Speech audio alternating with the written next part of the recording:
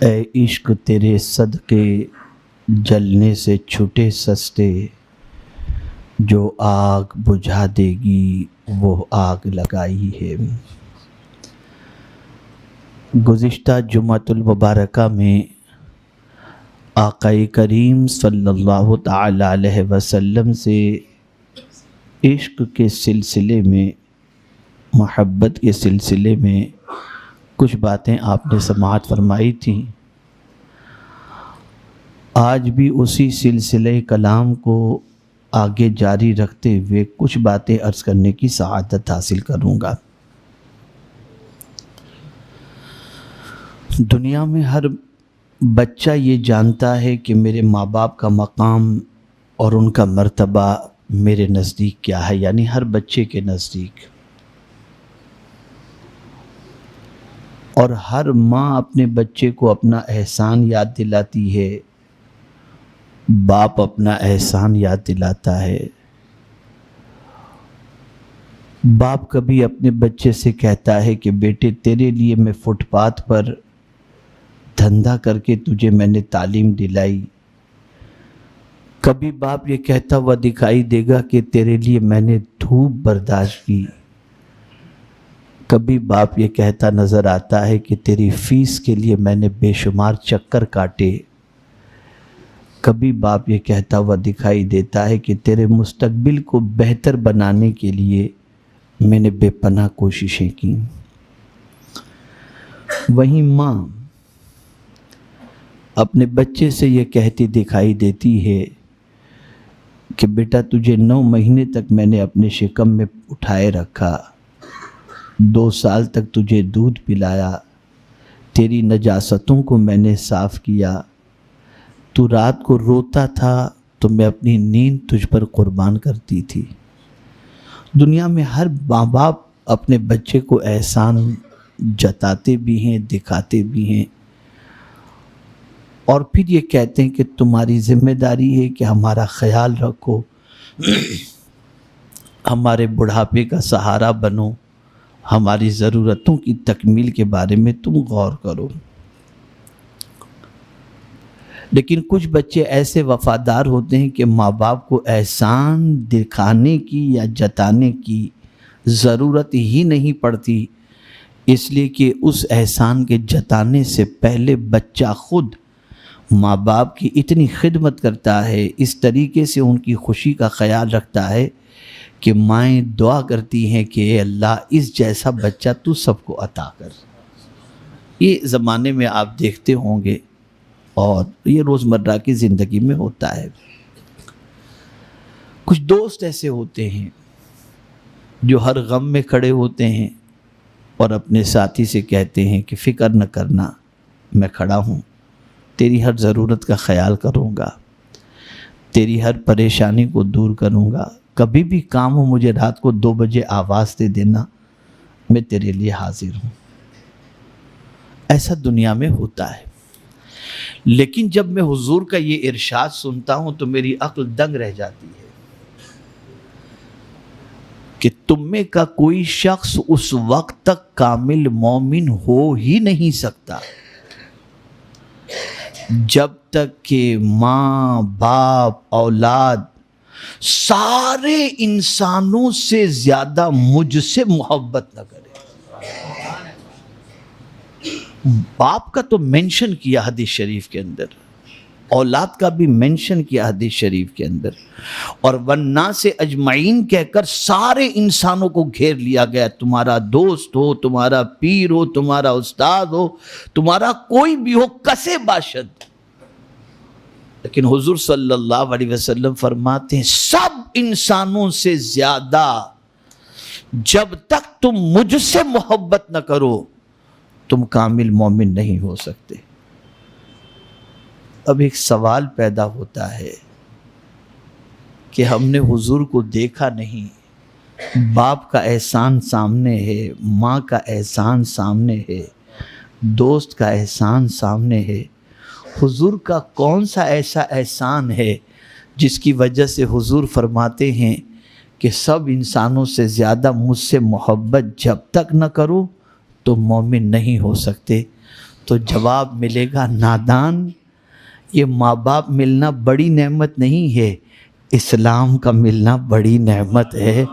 تو اے بندے سن لے، میری وجہ سے تجھے اسلام ملا، میری وجہ سے تجھے قرآن ملا، میری وجہ سے تجھے رحمان ملا، اور میری ہی وجہ سے تجھے جنت ملے گی۔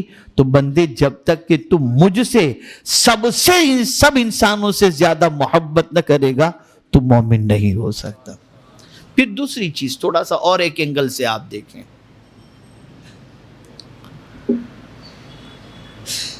وہ ماں جو اپنے بچے پر جان نچھاور کرنے کو تیار ہوتی ہے، اس ماں کی بھی سچویشن کیا ہے؟ ایک موڑ تک وہ ساتھ دیتی ہے۔ جو ماں اپنے بچے کے سر میں درد ہو تو رات کی نیند چھوڑ دیتی تھی اور سر دبانے بیٹھ جاتی تھی، جب بچے کے جسم سے روح نکل جاتی ہے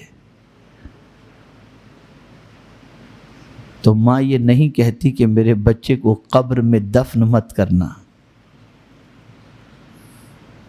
بلکہ ماں سب معاف کرتی، میرا دودھ معاف اور میرا یہ معاف اور میرا وہ معاف، لے جاؤ میرے بچے کو قبر کے حوالے کر دو۔ کیا ماں کو یہ نہیں معلوم ہوتا کہ قبر میں جب بچے کو لٹایا جائے گا تو اس کے اوپر منو مٹی ڈالی جائے گی، اسے وہاں تنہا چھوڑ کر آیا جائے گا؟ جانتی ہے نا ماں، جواب دے، جانتی ہے نا ماں، لیکن ماں روکتی ہے۔ کسی ماں نے اپنے بچے کو آج تک انتقال کے بعد گھر میں سلائے رکھا، میت کو رکھا نہیں، بلائیں لیتی ہے، دعائیں دیتی ہے اور چھوڑ دیتی ہے۔ تو ماں کی ممتا کہاں تک کام آئی؟ زندگی تک، لیکن قبر میں ماں نہیں آتی، قبر میں باپ نہیں آتا، قبر میں دوست نہیں آتا۔ یہ جو حضور صلی اللہ علیہ وسلم نے فرمایا سارے انسانوں سے زیادہ جب تک مجھ سے محبت نہ کرو، وجہ یہ ہے جہاں پر ماں کی محبت اور ماں کی شفقتیں تمہارا ساتھ چھوڑ دیتی ہیں، وہاں میری محبتیں تمہیں کام آئیں گی۔ ماں تمہاری قبر میں نہیں آئے گی، لیکن میں تمہاری قبر میں حاضر ہو جاؤں گا۔ ماں تمہیں محشر میں بچانے نہیں آئے گی، میں تمہیں محشر میں بچانے کے لیے آ جاؤں گا۔ اس لیے مجھ سے سب سے زیادہ محبت کرو، سارے انسانوں سے زیادہ، اس لیے کہ مجھ سے زیادہ، حضور کا ارشاد گرامی ہے، آقا کریم صلی اللہ علیہ وسلم فرماتے ہیں انسانوں میں سب سے زیادہ اگر کسی انسان کی فکر اور درد اور کسی کے غم کا خیال اگر کسی کو ہو تو وہ میرے سوا کسی اور کو نہیں ہو سکتا۔ اس قوم کی زبوں حالی کی وجہ سب سے بڑی یہ ہے، جس سے سب سے زیادہ محبت کرنی چاہیے اس سے محبت نام کی بھی نہیں رہ گئی۔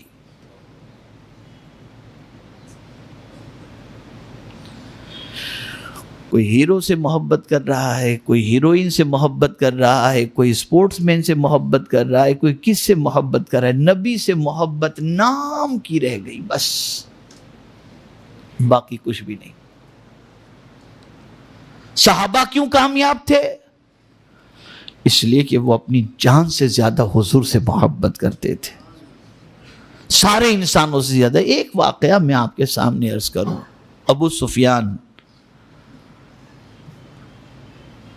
جو بھی اسلام قبول نہیں کیے تھے، لیکن ان کی بیٹی جو ہے وہ حضور صلی اللہ علیہ وسلم کے نکاح میں تھی،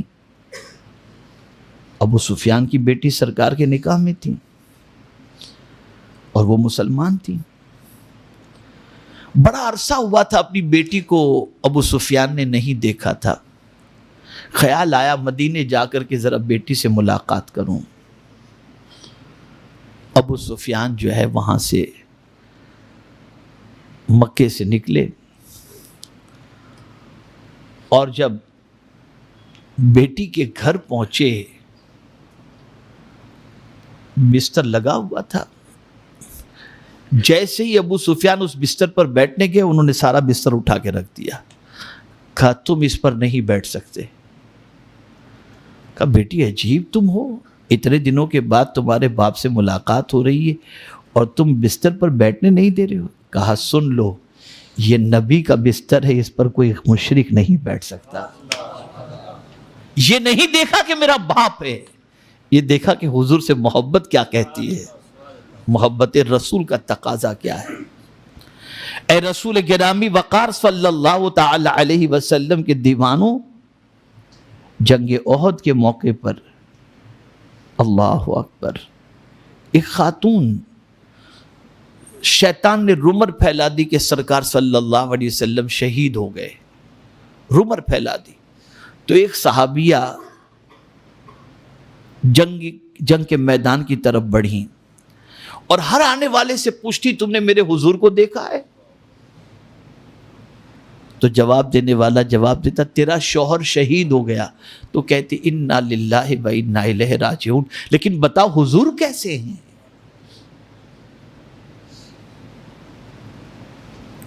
جب کوئی اطمینان بخش جواب نہ ملا پھر آگے بڑھی، آنے والے کو کسی کو دیکھے پوچھا حضور کیسے ہیں؟ کہا تیرا بیٹا شہید ہو گیا۔ کہا انا للہ و انا الیہ راجعون، بتا تو صحیح حضور کیسے ہیں؟ اطمینان بخش جواب نہ ملا پھر آگے بڑھی، ایک اور ملے، ان سے پوچھا حضور کیسے ہیں؟ کہا تیرا بھائی شہید ہو گیا۔ کہا انا للہ و انا الیہ راجعون، حضور کیسے ہیں؟ اطمینان بخش جواب نہ ملا پھر آگے بڑھی، کسی سے پوچھا حضور صلی اللہ علیہ وسلم کیسے ہیں؟ تو جواب دینے والے نے کہا اللہ کا شکر ہے حضور خیریت سے۔ کہا حضور اگر سلامت تو پھر سب سلامت، حضور ہے تو پھر غم کس چیز کا، حضور ہے تو پھر ٹینشن کس چیز کا؟ یہ محبت تھی۔ آج کہاں کہاں دل لگا کر ہمارے نوجوان بیٹھے ہیں،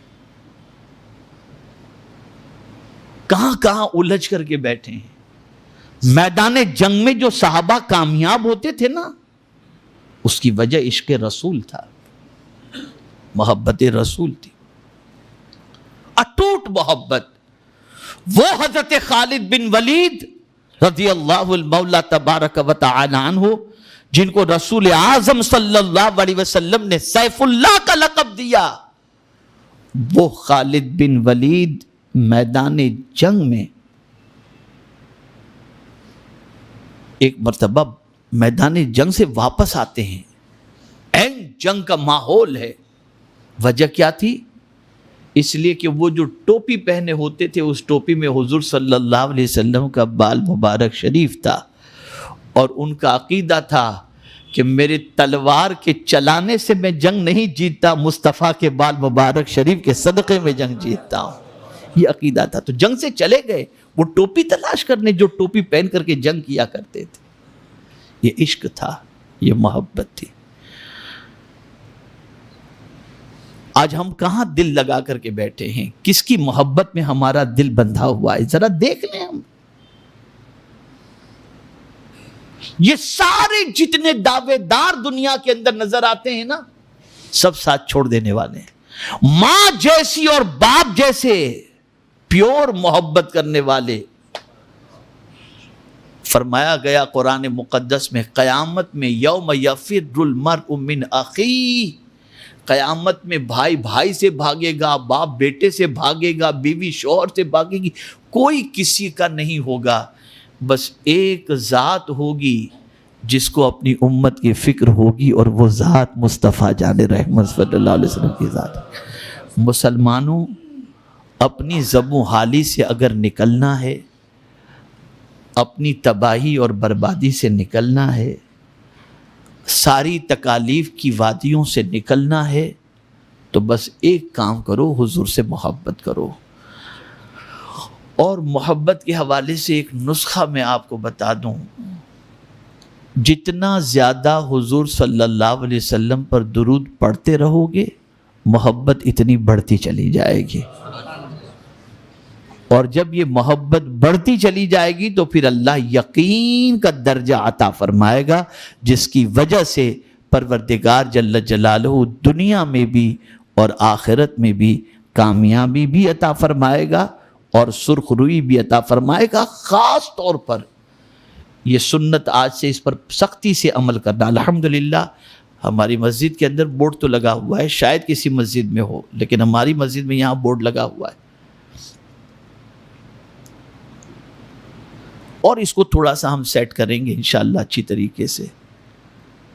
ہم مسجد میں داخل ہوتے ہیں بسم اللہ شریف پڑھ کر، اور مسجد میں داخل ہونے کی دعا پڑھ کر مسجد میں داخل ہوتے ہیں، اور نکلتے ہیں تو باہر نکلنے کی دعا پڑھ کر کے مسجد سے باہر نکلتے ہیں. ضروری سے پڑھیں. لیکن آقائے کریم صلی اللہ علیہ وسلم فرماتے ہیں مسجد میں جب داخل ہوا کرو تو مجھ پر درود پڑھو، اور مسجد سے جب باہر نکلو تو مجھ پر درود پڑھو. تو آج سے یہ معمول بنا لیں. طریقہ میں آپ کو بتا دوں کیسے پڑھنا ہے. بسم اللہ والصلاۃ والسلام علی رسول اللہ اللہم افتح لی ابواب رحمتک. اور مسجد سے باہر نکلنا ہے بسم اللہ والصلاۃ والسلام علی رسول اللہ اللہم انی اسألک من فضلک. ایک اور آخری بات میں عرض کر دوں، میں کل رات اندور میں تھا، جن کے یہاں میرا قیام تھا. میری کوشش ہوتی ہے کہ میں جہاں رکتا ہوں وہاں کچھ باتیں بتا دوں. تو میں نے اس فیملی کو بتایا، میں نے کہا آپ لوگ آج سے ایک کام کرو، کوشش کرو کہ ہفتے میں ایک دن مقرر کر لو اور فیملی کے سارے بچے بیوی جتنے بھی گھر کے ہیں سب بیٹھ کر درود شریف کا ختم کر لیا کرو. تو کل رات میرا ان کے یہاں قیام تھا. گزشتہ دورے کے اندر میں نے ان کو بتایا تھا، انہوں نے کہا ہم نے پیر کا دن فکس کیا ہے آپ کے بتانے کے بعد، اور الحمدللہ ہر پیر کو تقریباً 10,000 درود شریف کا ختم ہو جاتا ہے. گھر میں یہ رواج ہو تاکہ بچے بھی عاشق رسول بن سکیں. اللہ تعالیٰ مجھے آپ کو سب کو توفیق نصیب فرمائے. وما علینا الا البلاغ المبین.